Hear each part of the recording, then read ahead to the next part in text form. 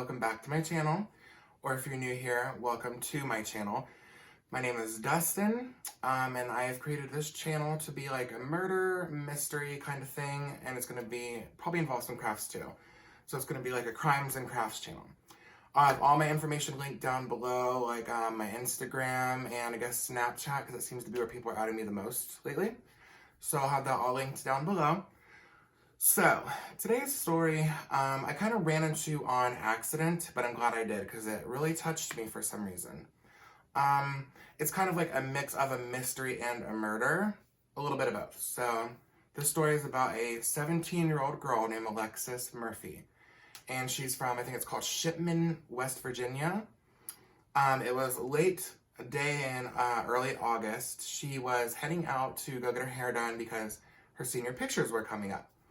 So she went downstairs that day, and her mom was getting ready to leave also. Her mom, Laura, she worked the overnight shift at the post office. Didn't know that was a thing, but okay. So they're both getting ready to leave, so she goes down to get some money from her mom. Her mom said she seemed happy, you know, it was just like a normal day for them. So she gives her the money, and they both leave. So she posts, Alexis posts on Facebook that she's heading to, it says Berg bound, which is Lynchburg, West Virginia, about 20 minutes away from where she's located in Shipman. So she's going there to get her hair done, like I said, a hair appointment. She was seen on camera stopping at a local gas station to get gas.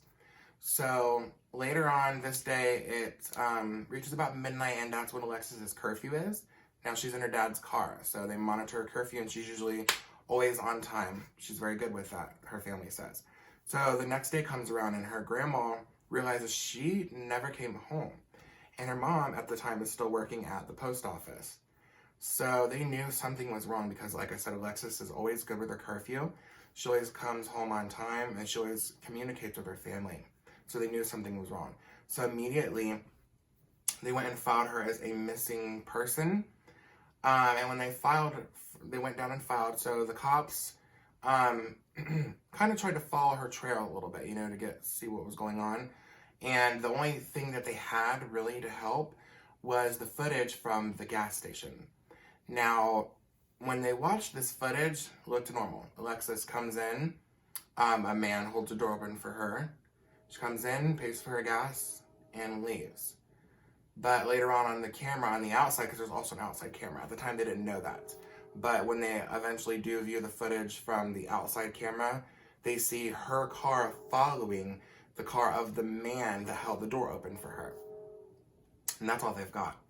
So they reviewed the footage, and they went to talk to the same gas station clerk, and he pretty much told them what they already know, what they already saw on the footage. But the clerk was very adamant of one detail of this man, was that he had a Daffy Duck tattoo right here on his neck, like right where mine is. Big one. That's all they knew.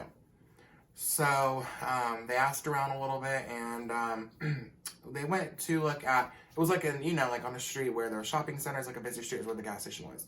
So they went to the other places. There were like stores, and one of them happened to be it was like a pornographic movie store.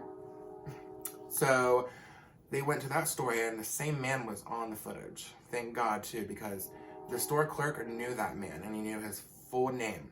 His name was Randy Taylor. Apparently, he's kind of like the local pervert. He is like a regular at the pornographic store, which says enough about his character, as we all know. So, now they get the name of this man, find out where he lives, okay? He lives in a trailer park. They want to call it a camper. It's a trailer. So, they find out where he lives, okay? And they go to this trailer of his, and surprisingly, he lets them come in to look around. So, Randy Taylor lets the police in, and as soon as they come in, something catches their eye right, like a nose ring, I want to say. So they look everywhere, and Randy swears up and down. He changed the story a couple times. So first, he didn't know Alexis. Just opened the door for her, is what he first said. Okay? So they're searching the property, and underneath his couch, they find the shirt that he was wearing in the video footage when he held the door open for her. But wrapped up in this shirt was hair extensions, weave, whatever you want to call it, and eyelashes, okay? So they knew they had something. They knew.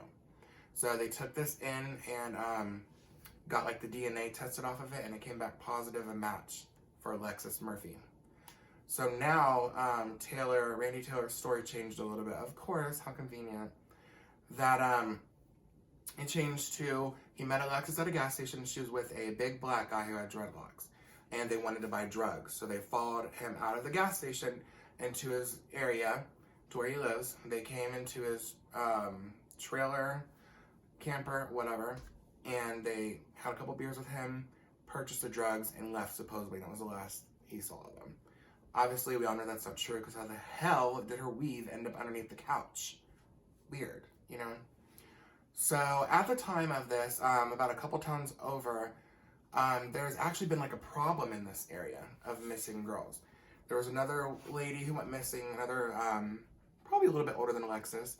Her name was Hannah Graham, and another woman named Morgan Harrington, okay? So, the police are thinking that maybe he could be responsible for all three and maybe more. So they kind of look into the black guy, you know, just to check things out, because you never know at this time, whatever.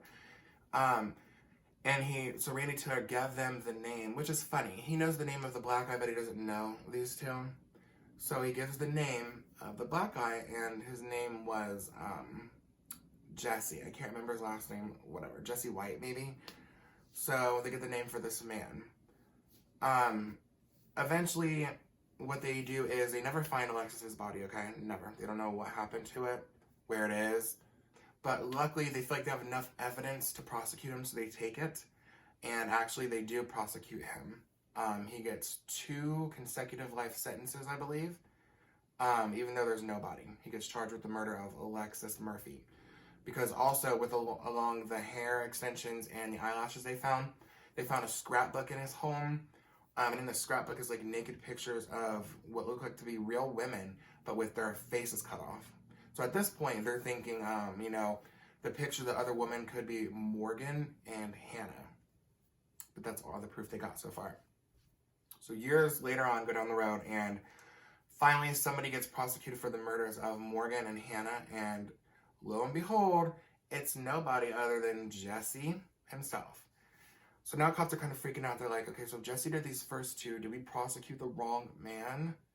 I don't know how they could think that, but that was a thought in their mind. Whatever. They end up finding out later on that they didn't prosecute the wrong man, because they had some like DNA from Randy's house, and it was tested, and it all matched Randy and Alexis. Nothing matched Jesse, you know? And like I said, he had her hair and her eyelashes. So he pretty much knew the jig's up, he's caught. And he wanted to make a deal to get a lighter sentence. I believe he wanted it to come down to just 20 years.